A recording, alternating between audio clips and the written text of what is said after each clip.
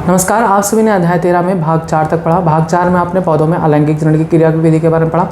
पौधों में अलैंगिक जनन को कायिक जनन या कायिक प्रवर्धन कहते हैं। आपने जाना कायिक जनन की विधियों के बारे में। दो मुख्य प्रकार से कायिक जनन उच्च पौधों में होता है, प्राकृतिक कायिक जनन और कृत्रिम कायिक जनन। आपने भाग 4 के अंतर्गत समस्त प्राकृतिक कायिक जनन की विधियों को पढ़ लिया था। अब आता है कृत्रिम कायिक जनन, जिसमें जो कि मानव के द्वारा कराया जाता है। कृत्रिम शब्द का मतलब ही होता है मानव द्वारा। तो जब कायिक जनन की प्रक्रिया यानी एक पौधे से कई पौधे बनाने की प्रक्रिया मानव द्वारा कराई जाती है, तब इसे हम कृत्रिम कायिक जनन कहते हैं। समझ में आया? कृत्रिम कायिक जनन क्या होता है? मानव द्वारा कराया जाने वाला कायिक जनन कृत्रिम कायिक जनन कहलाता है। अब इसके 4 मुख्य विधियों का वर्णन हम करेंगे। हालांकि इसके बहुत सारे विधि हैं, लेकिन 4 मुख्य विधियों को आपको पढ़ना होता है। सबसे पहला आता है कलम प्रक्रिया यानी कलम लगाना, दूसरा आता है दाब लगाना, और तीसरा आता है ग्राफ्टिंग यानी रोपड़, और चौथा आता है गूटी बांधना यानी गूटिंग। तो ये 4 मुख्य विधियों का आपको पढ़ना है कृत्रिम कायिक जनन के अंतर्गत। यानी कैसे कैसे एक पौधे से हम कई सारे पौधे बनाते हैं मनुष्य, ठीक है। ये सब पौधशालाओं में किया जाता है। आइए सबसे पहले प्रोसेस को पढ़ते हैं। कृत्रिम कायिक जनन की पहली प्रक्रिया जिसे हम कहते हैं कलम प्रक्रिया यानी कलम लगाना। इस प्रक्रिया को आप सभी ने कहीं ना कहीं किया होगा, हमने भी बचपन में किया था, लेकिन वहाँ पर हम गलती करते थे।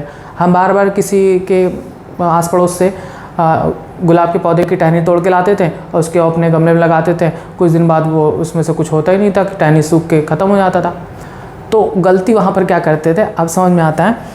याद रखेंगे, कलम प्रक्रिया में हम किसी भी पौधे की टहनी को तोड़ते हैं, एक या एक से अधिक टहनियों को तोड़ सकते हैं। हम ऐसे कह सकते हैं कि किसी एक पौधे की छोटी छोटी टहनियों को काट लेते हैं, और काटने के पश्चात ध्यान ये रखना है, काटने से पहले हमें ध्यान ये रखना है कि उस टहनी को जिसको हम काट रहे हैं उसमें कक्षस्थ कलिका होनी चाहिए, एक्सिलरी बड होनी चाहिए। अब ये कक्षस्थ कलिका क्या होती हैं, तो आप अगर देखेंगे गुलाब के पौधे में देख सकते हैं, पौधे की जो टहनी है उस टहनी के पास आप देखेंगे तो छोटा सा पत्ती नुमा संरचना होता है। ऐसे छोटी छोटी पत्ती जैसी संरचना होती है। एक टहनी और दूसरे टहनी के बीच में यहाँ पर त्रिकोण में एक छोटी छोटी पत्तियों का समूह होता है। इसी को कहते हैं कक्षस्थ कलिका यानी एक्सिलरी बड। और अगर टहनी में ये नहीं है तो नया पौधा विकसित नहीं होता। यानी हमें ध्यान ये रखना है कि हम पौधे को काटते समय ये ध्यान रखेंगे कि इसके पास कक्षस्थ कलिकाएं होनी चाहिए। अगर ये कक्षस्थ कलिकाएं इन पर हैं तो ही नया पौधा विकसित होता है, अन्यथा नया पौधा विकसित नहीं होता। तो जो पहली प्रक्रिया है कलम, उसमें क्या करते हैं कि हम पौधे की छोटी छोटी टहनियों को काट लेते हैं। काटते समय ध्यान ये रखना है कि उन टहनियों में कक्षस्थ कलिकाएं होनी चाहिए, और उन कटे हुए टहनियों को ही हम कलम कहते हैं। जैसे मान लो ये पूरा पौधा था, अब हमने इसको यहाँ से काट दिया, तो अब ये जो कटा हुआ भाग है, ये कटा हुआ टहनी क्या कहलाएगा? कलम कहलाएगा। अब इसी कलम को हम ले जाकर किसी अन्य जगह पर रोपित कर देंगे। तो कुछ समय पश्चात देखेंगे कि इनसे जड़ें वगैरह विकसित होने लगती है और नया पौधा निकलने लगता है। क्लियर है? कलम की प्रक्रिया में क्या करते हैं कि पौधे की छोटी छोटी टहनियों को इस प्रकार से काटते हैं कि उसमें कक्षस्थ कलिकाएं उपस्थित हों। उन छोटी टहनियों को कलम कहा जाता है। अब इस कटे हुए टहनी को अन्य स्थान पर मृदा में आधा गाड़ देते हैं, और कुछ समय पश्चात उनसे नए पौधे का निर्माण होता है। क्लियर? तो ये था पहली प्रक्रिया जो कृत्रिम कायिक जनन की है, जिसमें मानव द्वारा कराया जाता है। ये मानव द्वारा ही कराया गया। एक पौधे को काटकर इस कटे हुए भाग को कहीं और रोपित कर दिया गया और जिससे नया पौधा विकसित हुआ। तो इसमें मानव क्रिया हुई, तो इसे हम कृत्रिम कायिक जनन कहते हैं। कृत्रिम कायिक जनन की दूसरी विधि आती है दाब लगाना यानी लेयरिंग। ये प्रक्रिया किसमें की जा सकती है? कलम लगाना। गुलाब तो सबसे ज़्यादा याद रहेगा, गुलाब में कर सकते हैं, नींबू में कर सकते हैं, अनार में कर सकते हैं, गुड़हल में कर सकते हैं। तो कई सारे पौधों में ये प्रक्रिया अपनाई जा सकती है। कुछ पौधों में हम दाब लगाने की प्रक्रिया करते हैं। इसमें करते हैं क्या है कि एक पौधा है, उसकी एक टहनी को, जो कि अभी हम यहाँ पर दिखाए ना, ये टहनी मान लो ऐसे थी, इस टहनी को पकड़कर मृदा में गाड़ देते हैं। इस टहनी को मृदा में इस तरह से गाड़ते हैं कि इसका जो अग्र भाग है वो वायु में हो और ये गड़ा हुआ भाग जमीन के अंदर हो। ये भूमि है, भूमि के अंदर इस तरह से हम टहनी को पकड़ के गाड़ देते हैं। कुछ समय पश्चात यहाँ पर कुछ समय पश्चात इस दबे हुए टहनी के पास जड़ें फूटती हैं, जड़ें निकलती हैं और फिर ये एक स्वतंत्र पौधे के रूप में विकसित हो जाता है। कुछ समय पश्चात हम इसको मात्र पौधे से काटकर अलग कर देते हैं, तो एक पौधे से एक नया पौधा विकसित हो जाता है। क्लियर? दाब लगाने में क्या करते हैं, एक पौधे की टहनी को मृदा में इस प्रकार से दबाते हैं कि उसका अग्रभाग वायु में होता है और वो जो टहनी है वो मृदा में गड़ा हुआ होता है। उसके बाद हम इसको चाहे यू शेप की ट्यूब से हम इसको गाड़ दे सकते हैं रोकने के लिए। कुछ समय पश्चात यहाँ से जड़ें विकसित होती हैं और नया पौधा निर्मित हो जाता है। ये था दाब लगाने की प्रक्रिया। तीसरी प्रक्रिया आती है कृत्रिम कायिक जनन में, वो है रोपण यानी ग्राफ्टिंग। यहाँ से क्वेश्चंस खूब पूछे जाते हैं ग्राफ्टिंग के बारे में। रोपण में, रोपण की प्रक्रिया में एक ही जात की दो पौधों को मिश्र करके बनाया जा सकता है। एक पौधा, एक ही जाति की दो पौधों को मिक्स करके, मान लेते हैं कि गुलाब का पौधा है, उसका ये रंग सफ़ेद वाला है, ये पौधा अलग है और ये पौधा अलग है। ध्यान समझिएगा, ग्राफ्टिंग में हम दो किस्मों का प्रयोग कर सकते हैं और उससे एक किस्म बना सकते हैं। ठीक, होता ये है कि उच्च किस्म के पौधों को उगाने के लिए ये प्रक्रिया अपनाई जाती है। उच्च किस्म के पौधे की टहनी को काटा जाता है, उसको हम कलम कहते हैं। रोपण में उच्च किस्म की पौधे की जाति की जो टहनी है उसे जो हम काटते हैं उसे हम कलम कहते हैं। और स्कंद जो जड़ युक्त होता है, जो मृदा में गड़ा हुआ है, स्कंद निम्न किस्म के पौधे होते हैं। समझ में आया? एक एग्जाम्पल के रूप में आपको बताता हूँ समझ आने के लिए कि अभी ये नहीं था, ठीक है, ये भाग नहीं है, अभी सिर्फ ये पौधा है, स्कंद का पौधा है। स्कंद नहीं कहेंगे, स्कंद भाग कहलाता है। ये एक सफ़ेद रंग के गुलाब के पुष्प का पौधा है। ठीक है, अब हम इस सफ़ेद रंग के गुलाब के पौधे को देखिए वी शेप में काट देते हैं। ऊपर इसकी टहनी को वी शेप में ऐसे काट दिए। ठीक है, अब इस यहाँ पर काटे थे, अब इसको बंद कर दिए हैं, वी शेप में काट देते हैं और उसके बाद यहाँ पर लाल रंग के गुलाब के पौधे की टहनी लाकर इसमें ऐसे जोड़ देते हैं। ठीक है, यहाँ पर सफ़ेद रंग की जो गुलाब के पौधे की बात कर रहे हैं वो ये टहनी है सफ़ेद, और जो नीले रंग की टहनी है वो लाल रंग के गुलाब के पुष्प का पौधा है। तो अब सफ़ेद रंग वाले गुलाब के पौधे पर लाल रंग के गुलाब के पौधे को लाकर हम जोड़ देते हैं। ठीक है, इस प्रकार से हम काटते हैं। ठीक है, ये इस तरह से होता है और ये इस तरह से, इससे आकर दोनों बैठ जाते हैं और फिर हम इसको कपड़े से बांध देते हैं, कपड़े से बांध देते हैं। कुछ समय पश्चात ये जब जुड़ जाते हैं, ये दोनों पौधे आपस में जुड़ जाते हैं, तो इस कपड़े को हटा सकते हैं। लेकिन जो पौधा विकसित होगा वो कौन सा पौधा होगा? लाल रंग के पुष्प वाला, क्योंकि इस सफ़ेद वाले का तो सिर्फ छोटा सा भाग हमने प्रयोग किया है, जो मुख्य पौधा है वो ये है। इस प्रकार से हम दो किस्मों के पौधों को मिलाकर एक उत्तम किस्म के पौधे को बना सकते हैं। यानी कि रोपण की प्रक्रिया में दो किस्म के पौधे को हम प्रयोग करते हैं, एक उच्च किस्म के पौधे को और एक निम्न किस्म के पौधे को। तो निम्न किस्म का पौधा कोई उगाना नहीं चाहता, अगर उगा हुआ है निम्न किस्म का पौधा तो उसे हम इस तरह से काट देंगे और उस पर उच्च किस्म के पौधे को लाकर जोड़ देते हैं। ये प्रक्रिया सेब वगैरह के पौधों में अपनाई जाती है। क्लियर हुआ? कि अब आपसे मैं क्वेश्चन करूं कि रोपण की विधि में कलम किस किस्म के पौधे से लिया जाता है? तो कलम उच्च किस्म के पौधे से लिया जाता है। रोपण की विधि में स्कंद किस किस्म के पौधे से लिया जाता है? तो आप क्या कहेंगे कि निम्न किस्म के पौधे से लिया जाता है। यानी ये स्कंद वाला भाग निम्न किस्म का पौधा होता है, ये उच्च किस्म का पौधा होता है। निम्न किस्म के पौधे पर हम उच्च किस्म के पौधे को इस तरह से लगाकर बांध देते हैं। कुछ समय पश्चात ये दोनों जॉइंट हो जाते हैं और एक नया पौधा विकसित होता है। अब आता है चौथी प्रक्रिया, जो है गूटी बांधना, जिसे गूटिंग कहते हैं। आप इसे सामान्य अगर आपके आसपास में कहीं पे गार्डन है और अगर वहाँ पर पौधशाला है और वहाँ पर प्रयोग किए जाते हैं पौधों को उगाने में, तो आप वहाँ सामान्य रूप से देख सकते हैं। इसमें क्या करते हैं कि ये बहुत वृद्ध पौधों में अपनाया जाता है ये तरीका। कोई वृद्ध पौधा है, उसकी टहनी इतनी मजबूत हो जाती है कि उसे हम मोड़ नहीं सकते, तो हम क्या करते हैं कि उसके छाल को उसकी टहनी के थोड़े से छाल को काट देते हैं। छाल को काटने के बाद हमें जो तने का मुख्य भाग दिखाई देता है, उसी मुख्य भाग पर हम आवश्यक तत्व युक्त मृदा को, ऐसा मृदा जिसमें सारे आवश्यक तत्व मौजूद हों, आवश्यक तत्व वाली मृदा को इस पर लेप लगा देते हैं और फिर इस पर कॉटन डाल देते हैं और उसे फिर पॉलीथीन से हम पैक कर देते हैं, पॉलीथीन से पैक कर देते हैं।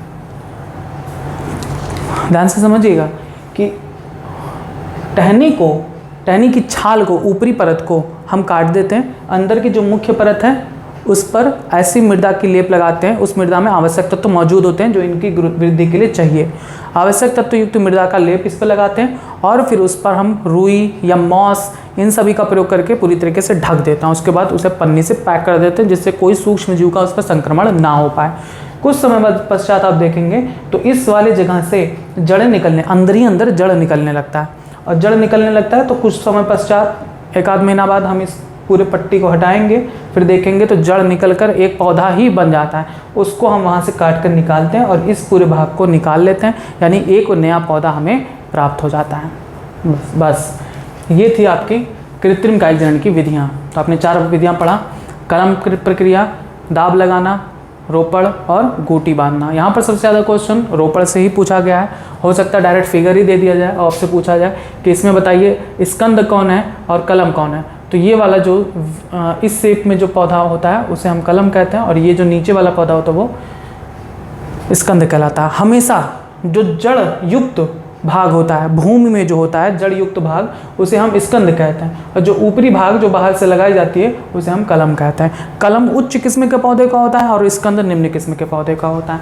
और फिर यहाँ पर एग्जाम्पल्स पूछे जाते हैं कि कलम की प्रक्रिया में क्या किया जाता है और किस में पाई जाती हैं। तो आप इतना हेडिंग डाल के लिखेंगे। पहला आप हेडिंग डालेंगे, दूसरा कृत्रिम कायिक जनन यानी आर्टिफिशियल वेजिटेटिव रिप्रोडक्शन। पौधों में कायिक जनन मनुष्यों द्वारा विभिन्न तरीकों से कराया जाता है, अतः इस प्रकार से कायिक जनन जो मनुष्य द्वारा कराया जाता है कायिक जनन कहलाता है, कृत्रिम कायिक जनन कहलाता है। अब आप इसमें हेडिंग डाल के लिखेंगे कृत्रिम कायिक जनन की विधियाँ और इसमें पहला आप हेडिंग डालेंगे कलम प्रक्रिया यानी कटिंग प्रोसेस। इसमें लिखेंगे इस प्रक्रिया में वांछित पौधे की छोटी छोटी टहनियों को काट लिया जाता है, परंतु इस बात का ध्यान रखना होता है कि इन कटी हुई टहनियों पर कक्षस्थ कलिका होना अनिवार्य है, क्योंकि कक्षस्थ कलिका से ही नए पौधे का निर्माण होता है। आगे लिखेंगे यह टहनियाँ ही कलम कहलाती हैं। इन कटे हुए टहनियों को मृदा में आधा गाड़ दिया जाता है जिससे कुछ समय पश्चात नया पौधा विकसित होता है। आगे लिखेंगे कि कलम लगाने की प्रक्रिया कई पौधों में की जा सकती है, जैसे गुलाब, गुड़हल, अंगूर, कनेर, मनी प्लांट, नींबू आदि में। अब आप ये फिगर बना लेंगे। उसके बाद फिगर बनाने के बाद नेक्स्ट लाइन से आप हेडिंग डालेंगे दाब लगाना यानी लेयरिंग। इसमें लिखेंगे कि इस क्रिया में मात्र पौधे के तने की शाखा को मृदा में इस प्रकार से गाड़ दिया जाता है कि इसका अग्रभाग वायु में होता है। फिर आगे लिखेंगे कि दबे हुए भाग से कुछ समय पश्चात जड़ें निकलती हैं। इसके बाद इस भाग को, इस तने को मात्र पौधे से अलग कर दिया जाता है और इसे स्वतंत्र पौधे के रूप में विकसित होने दिया जाता है। लिखेंगे यह प्रक्रिया अंगूर, स्ट्रॉबेरी जैसे वाले पौधों में अपनाई जाती है। उसके बाद आप ये फिगर बना लेंगे। फिर तीसरा आप हेडिंग डालेंगे रोपड़ यानी ग्राफ्टिंग। इसमें लिखेंगे कि इस विधि द्वारा पौधे के उत्तम किस्मों को विकसित की जा सकती है। इसमें एक ही जाति के अच्छे किस्म वाले पौधे की कलम को दूसरे सामान्य या निम्न किस्म के पौधे के स्कंद पर लगा दिया जाता है। अब आप यहाँ पर ब्रैकेट में लिख सकते हैं कि इस कलम उच्च किस्म के पौधे की टहनी है तथा स्कंद निम्न किस्म के पौधे की टहनी है। आगे लिखेंगे इन दोनों पौधों को इस प्रकार से जोड़ा जाता है कि दोनों एक ही पौधे के रूप में विकसित होती हैं। इस प्रक्रिया को ही रोपड़ कहते हैं। लगभग 4 से 5 सप्ताह के बाद, आगे लिखेंगे लगभग 4 से 5 सप्ताह के बाद कलम वाले स्थान से उस पट्टी को निकाल कर हटा दिया जाता है। इस प्रकार से प्राप्त पौधा जिसकी जड़ें तो स्कंद की होंगी, परंतु उसका मुख्य तना, फल, फूल आदि उच्च किस्म वाले पौधे यानी कलम की होती हैं। यह विधि आम, नींबू, सेब आदि में अपनाई जाती हैं। आप ये फिगर बना लेंगे। नेक्स्ट आप आखिरी हेडिंग डालेंगे गूटी बांधना या गूटी। इसमें लिखेंगे कि यह प्रक्रिया प्रायः पुराने वृक्षों में अपनाई जाती है क्योंकि उनकी शाखाएं मोटी होती हैं और इन्हें आसानी से मोड़ा नहीं जा सकता। ऐसे वृक्षों में गूटी बांधने हेतु इनके शाखा से छाल का वलय हटा दिया जाता है। इसे वलयन यानी गर्डलिंग कहते हैं। छाल को हटाना क्या कहलाता है? वलयन यानी गर्डलिंग। तो क्या करते हैं कि हम सबसे पहले उस टहनी के छाल के वलय को हटा देते हैं। इस प्रक्रिया को वलयन यानी गर्डलिंग कहते हैं। आगे लिखेंगे इस वलयित भाग को आवश्यक तत्वयुक्त मृदा के साथ या आवश्यक तत्व वाली मृदा का लेप लगाया जाता है तथा इस पर मांस या रुई से इसे लपेटकर नमी दी जाती है। आगे लिखेंगे कि इसकी नमी को बनाए रखने हेतु इसे पॉलीथीन से लपेट दिया जाता है। इससे सूक्ष्म जीवों का संक्रमण का भी खतरा नहीं होता। इस प्रक्रिया को ही गूटी बांधना कहते हैं। फिर आगे लिखेंगे कुछ समय पश्चात इस नम भाग से जड़ें निकलती हैं। अब इस जड़युक्त भाग को जनक पौधे से अलग कर दिया जाता है और अन्य स्थान पर गाड़ दिया जाता है जिससे नया पौधा विकसित होता है। बस आप इस फिगर को बना लेंगे। ये था पूरी तरीके से कृत्रिम कायिक जनन की प्रक्रिया। अब आपको इसमें थोड़ा बहुत और बातें लिखनी है कि कायिक जनन का आर्थिक महत्व क्या होता है, कायिक जनन की हानियाँ क्या क्या हैं। तो आप कुछ पॉइंट्स लिख डालें। पहला आप हेडिंग डालेंगे कायिक जनन का महत्व। आपने देखा कि कायिक जनन में कम समय में अधिक से अधिक पौधे विकसित की जा सकती हैं और इनमें लैंगिक जनन की तरह किसी भी प्रकार के अन्य विशिष्ट रचनाओं को बनाने की ज़रूरत नहीं पड़ती, जैसे मकरंद, गंध, सुगंध, फूल, पुष्प, इन सब की बनाने की ज़रूरत भी नहीं पड़ती।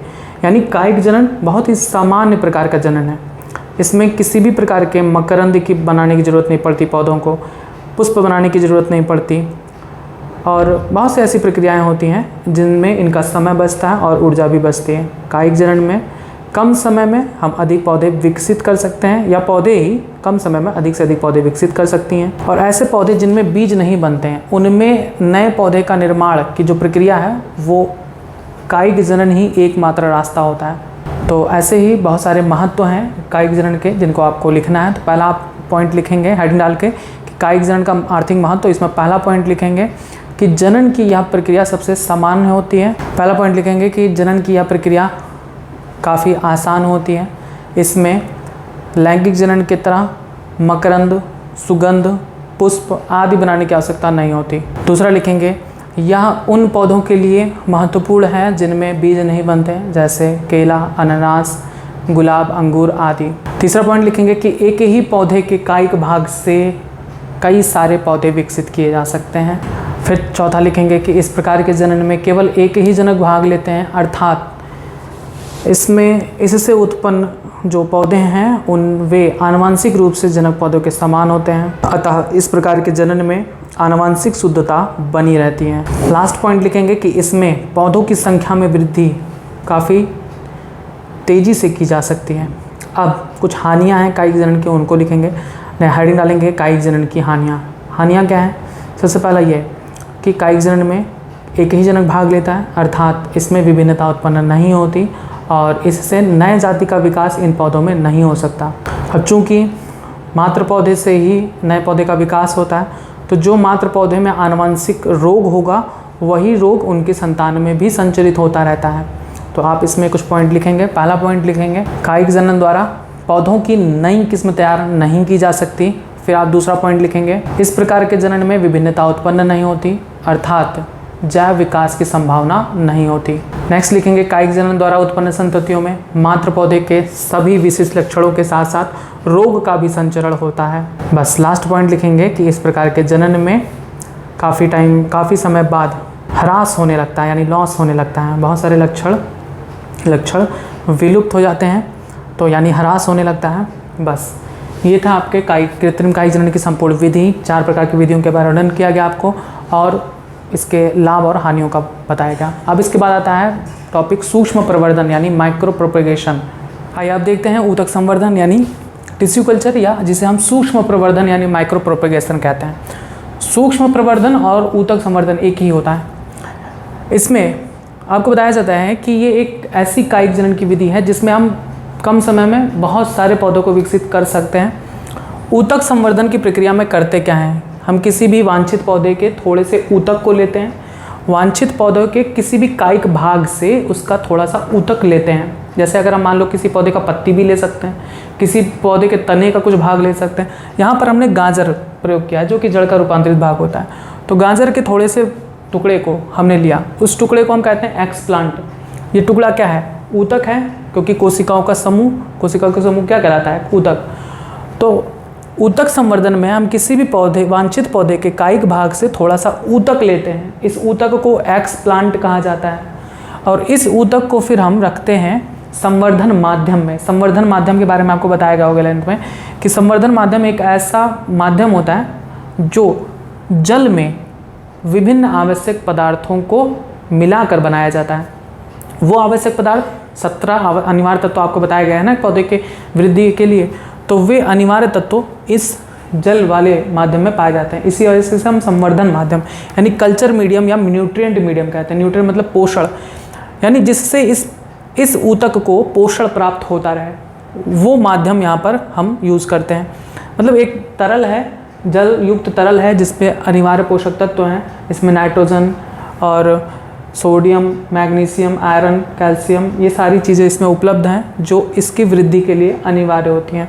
यानी इस ऊतक को, कटे हुए ऊतक को हम ऐसे संवर्धन माध्यम में रखते हैं जिसमें इसकी वृद्धि से संबंधित समस्त आवश्यक तत्व मौजूद होते हैं। अब ये ऊतक इनसे पोषण प्राप्त करता रहता है और इनकी कोशिकाएं विभाजित होती हैं। एक्सप्लांट की कोशिकाएं विभाजित होकर कोशिकाओं का एक समूह बना लेती हैं। इन कोशिकाओं के समूह को कैलस कहते हैं। अब यहाँ पर संभावना ये होती है कि या तो कैलस भ्रूण में परिवर्तित हो जाए और या फिर इससे ही नए तने का विकास हो जाए।